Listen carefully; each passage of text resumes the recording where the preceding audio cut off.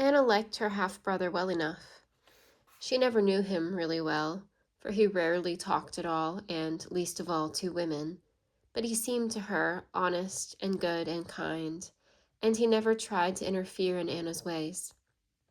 And then Anna liked the loaves of raisined bread, for in the summer she and the second girl could live on them, and not be buying bread with the household money all the time. But things were not so simple with our Anna, with the other members of her half-brother's house. Her half-brother's family was made up of himself, his wife, and their 2 daughters. Anna had never liked her brother's wife. The youngest of the 2 daughters was named after her aunt, Anna.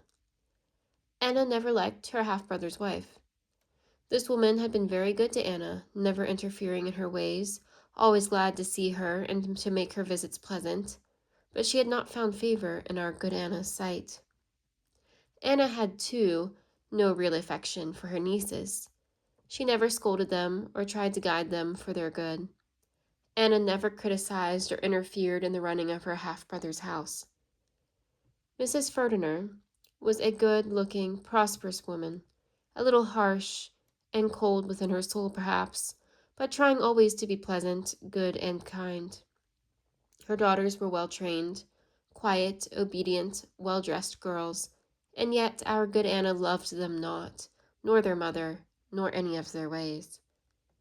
It was in this house that Anna had first met her friend, the widow, Mrs. Lentman.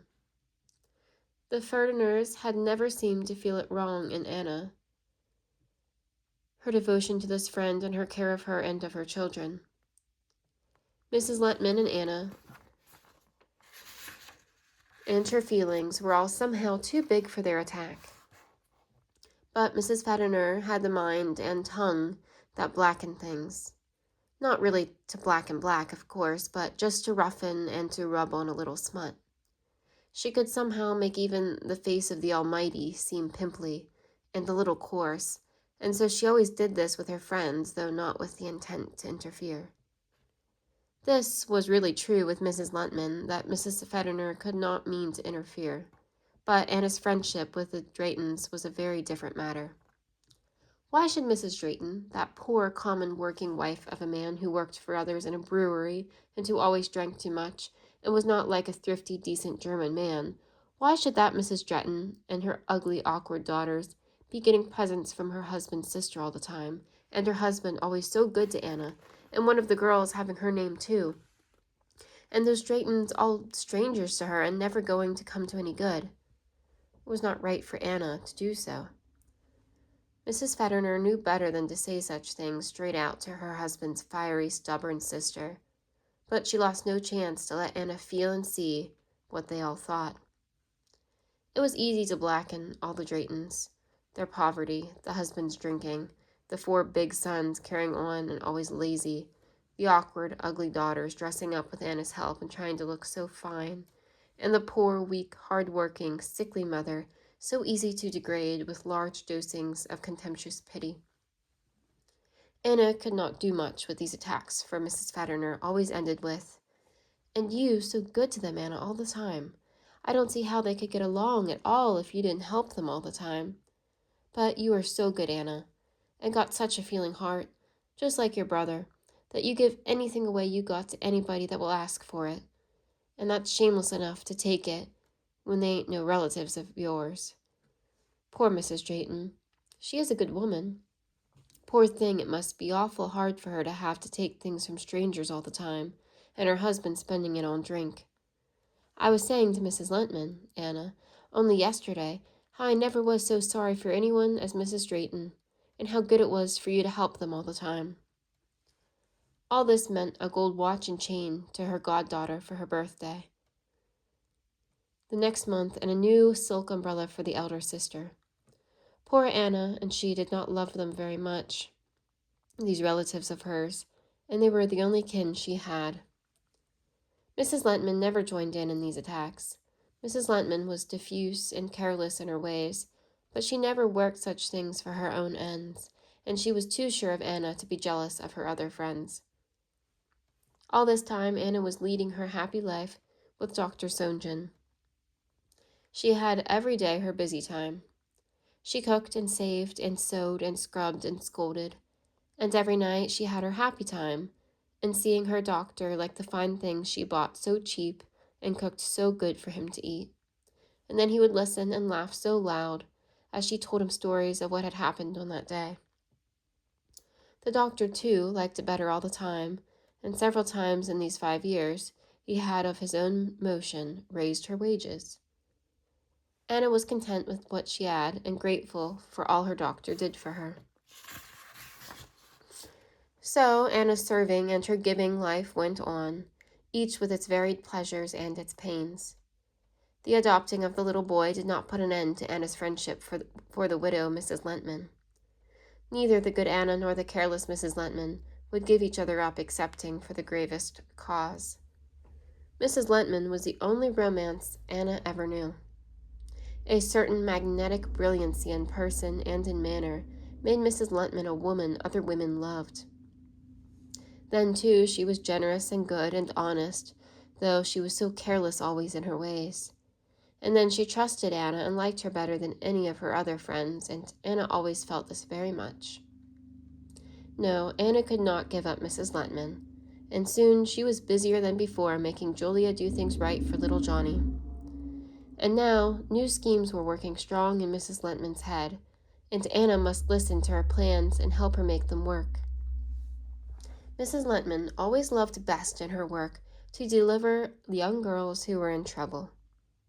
She would keep these in her house until they could go to their homes or to their work, and slowly pay her back the money for their care. Anna had always helped her friend to do this thing, for, like all the good women of the decent poor, she felt it hard that girls should not be helped. Not girls that were really bad, of course. These she condemned and hated in her heart and with her tongue.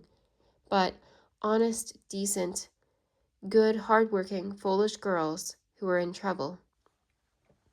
For such as these, Anna always liked to give her money and her strength. Now Mrs. Lentman thought that it would pay to take a big house for herself, to take in girls, and to do everything in a big way. Anna did not like this plan. Anna was never daring in her ways. Save and you will have the money you have saved was all that she could know. Not that the good Anna had it so. She saved and always saved, and then here and there to this friend and to that, to one in her trouble, and to the other in her joy, in sickness, death, and weddings, or to make young people happy. It always went, the hard-earned money she had saved. Anna could not clearly see how Mrs. Lentman could make a big house pay. In the small house where she had these girls, it did not pay, and in a big house there was so much more that she would spend. Such things were hard for the good Anna to very clearly see. One day she came into the Lentman house. "Anna," Mrs. Lentman said, "you know that nice big house on the next corner that we saw to rent? I took it for a year just yesterday. I paid a little down, you know, so I could have it sure all right, and now you fix it up just like you want. I let you do just what you like with it." Anna knew that it was now too late. However, "But Mrs. Lentman, you said you would not take another house. You said so just last week." "Oh, Mrs. Lentman, I didn't think that you would do this so." Anna knew so well it was too late. "I know, Anna, but it was such a good house, just right, you know, and someone else was there to see, and you said it suited very well, and if I didn't take it, the others said they would. And I wanted to ask you, only there wasn't time. And really, Anna, I don't need much. I don't need much help. It will go so well, I know. I just need a little to begin and to fix up with, and that's all, Anna, and I need, and I know it will go awful well. You wait, Anna, and you'll see, and I let you fix it up just like you want, and you will make it look so nice. You got such sense in all these things. It will be a good place. You see, Anna, if I ain't right in what I say." Of course, Anna gave the money for this thing, though she could not believe that it was best. No, it was very bad. Mrs. Lentman could never make it pay, and it would cost so much to keep. But what could our poor Anna do? Remember, Mrs. Lentman was the only romance Anna ever knew. Anna's strength and her control of what was done in Mrs. Letman's house was not now what it had been before that Lily's little Johnny came. That thing had been for Anna a defeat. There had been no fighting to a finish, but Mrs. Letman had very surely won. Mrs. Letman needed Anna just as much as Anna needed Mrs. Letman, but Mrs. Letman was more ready to risk Anna's loss, and so the good Anna grew always weaker in her power to her control. In friendship, power always has its downward curve. One's strength to manage rises always higher until there comes a time one does not win, and though one may not really lose, still, from the time that victory is not sure, one's power slowly ceases to be strong. It is only in a close tie, such as marriage, that influence can mount and grow always stronger with the years and never meet with a decline. It can only happen so when there is no way to escape. Friendship goes by favor. There is always danger of a break or of a stronger power coming in between. Influence can only be a steady march when one can surely never break away. Anna wanted Mrs. Letman very much, and Mrs. Letman needed Anna. But there were always other ways to do, and if Anna had once given up, she might do so again. So why should Mrs. Letman have real fear? No, while the good Anna did not come to open fight, she had always been stronger. Now Mrs. Letman could always hold out longer. She knew, too, that Anna had a feeling heart. Anna could never stop doing all she could for anyone that really needed help. Poor Anna had no power to say no. And then, too, Mrs. Letman was the only romance Anna knew. Romance is the ideal in one's life, and it is very lonely living with it lost. So, the good Anna gave all her savings for this place, although she knew that this was not the right way for her friend to do. For some time now, they were all very busy fixing up the house. It swallowed all Anna's savings, fixing up this house, for when Anna once began to make it nice, she could not leave it be until it was as good as for the purpose it should be. Somehow it was Anna now that really took the interest in the house. Mrs. Letman, now the thing was done, seemed very lifeless, without interest in the house, uneasy in her mind and restless in her ways, and more diffuse even than before in her attention. She was good and kind to all the people in her house, and let them do whatever they thought best. Anna did not fail to see that Mrs. Letman had something on her mind that was all new. What was it that disturbed Mrs. Letman so? She kept on saying it was all in Anna's head. She had no trouble now at all. Everybody was so good, and it was all so nice in the new house. But surely there was something here that was all wrong. Anna heard a good deal of all this from her half-brother's wife, the hard-speaking Mrs. Fetterner. Through the fog of dust and work and furnishing in the new house, and through the disturbed mind of Mrs. Letman, and with the dark hints of Mrs. Fetterner there, loomed up to Anna's sight a man, a new doctor, that Mrs. Letman knew. Anna had never met the man, but she heard of him very often now. Not from her friend, the widow Mrs. Letman. Anna knew that Mrs. Letman made of him a mystery that Anna had not the strength just then to vigorously break down. Mrs. Fetterner gave always dark suggestions and unpleasant hints. Even good Mrs. Drayton talked of it. Mrs. Letman never spoke of the new doctor more than she could help.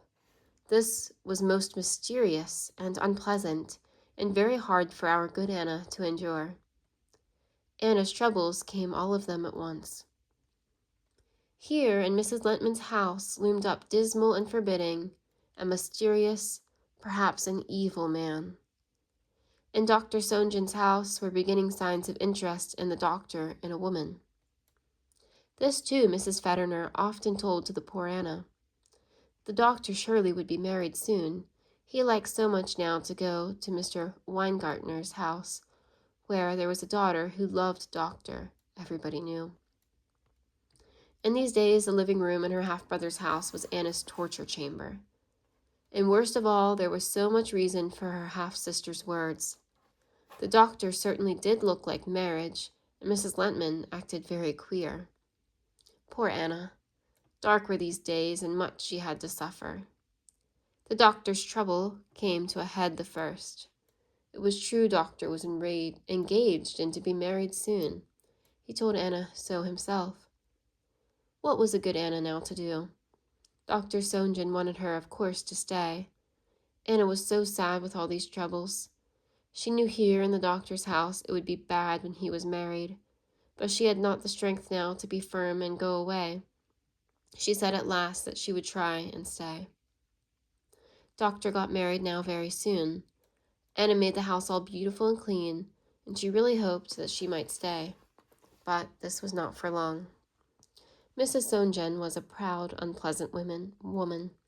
She wanted constant service and attention, and never even a thank you to a servant. Soon all Doctor's old people went away. Anna went to Doctor and explained. She told him what all the servants thought of his new wife. Anna bade him a sad farewell and went away. Anna was now most uncertain what to do. She could always go to Curden to her Miss Mary Wadsmith, who always wrote how much she needed Anna. But Anna still dreaded Miss Jane's interfering ways. Then, too, she could not yet go away from Bridgepoint and from Mrs. Lentman, unpleasant as it always was now over there. Through one of Doctor's friends, Anna heard of Miss Matilda. Anna was very doubtful about working for a Miss Matilda. She did not think it would be good working for a woman anymore. She had found it very good with Miss Mary, but she did not think that many women would be so. Most women were interfering in their ways. Anna heard that Miss Matilda was a great big woman, not so big perhaps as her Miss Mary. Still, she was big, and the good Anna liked them better so. She did not like them thin and small and active and always looking in and always prying. Anna could not make up her mind what was the best thing now for her to do. She could sew and this way make a living, but she did not like such business very well. Mrs. Lentman urged the place with Miss Matilda. She was sure Anna would find it better so. The good Anna did not know. Well, Anna, said Mrs. Lentman, I tell you what we do. I go with you to that woman that tells fortunes. Perhaps she'd tell us something that will show us what is best way for you now to do. It was very bad to go to a woman who tells fortunes. Anna was of strong German Catholic religion, and the German priests in the churches always said that it was very bad to do such things. But what else now could the good Anna do? She was so mixed and bothered in her mind and troubled with this life that was all wrong, though she did try so hard to do the best she knew. All right, Mrs. Lentman, said Anna at last. I think I go there now with you.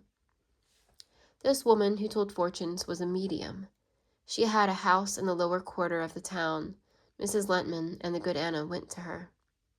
The medium opened the door for them herself. She was a loose-made, dusty, dowdy woman with a persuading, conscious, and embracing manner and very greasy hair. The woman let them come into the house. The street door opened straight into the parlor, as is the way in the small houses of the South. The parlor had a thick and flowered carpet on the floor. The room was full of dirty things all made by hand. Some hung upon the wall, some were on the seats and over backs of chairs, and some on tables and those whatnots that poor people love. And everywhere were little things that break. Many of these little things were broken, and the place was stuffy and not clean. No medium uses her parlor for her work. It is always in her eating room that she has her trances. The eating room in all these houses is the living room in winter. It has a round table in the center, covered with a decorated woolen cloth that is soaked in the grease of many dinners. For though it should be always taken off, it is easier to spread the cloth upon it than change it for the blanket deadener that one owns. The upholstered chairs are dark and worn and dirty. The carpet has grown dingy with the food that's fallen from the table, the dirt that's scraped from off the shoes, and the dust that settles with the ages. The somber, greenish-colored paper on the walls has been smoked a dismal, dirty gray. And all-pervading is the smell of soup made out of onions and fat chunks of meat. The medium brought Mrs. Lentman and our Anna into this eating room after she had found out what it was they wanted. They all three sat around the table, and then the medium went into her trance. The medium first closed her eyes and then opened very wide and lifeless. She took a number of deep breaths, choked several times, and swallowed very hard. She waved her hand back every now and then, and she began to speak in a monotonous, slow, even tone. I see, don't crowd so on me. I see, too many forms, don't crowd so on me. I see, you are thinking of something. You don't know whether you want to do it now. I see, don't crowd so on me. I see, you are not sure. I see, a house with trees around it. It is dark, it is evening. I see, you go in the house. I see you come out. It will be all right. You go and do it. Do what you are not certain about. It will come out all right. It is best, and you should do it now. She stopped. She made deep gulps. Her eyes rolled back into her head. She swallowed hard, and then she was her former, dingy and bland self again. Did you get what you wanted that the spirit should tell you? The woman asked. Mrs. Lentman answered yes. It was just what her friend had wanted so bad to know. Anna was uneasy in this house with superstition, with fear of her good priest, and with disgust at all the dirt and grease. But she was most content for now. She knew what it was best for her to do. Anna paid the woman for her work, and then they came away.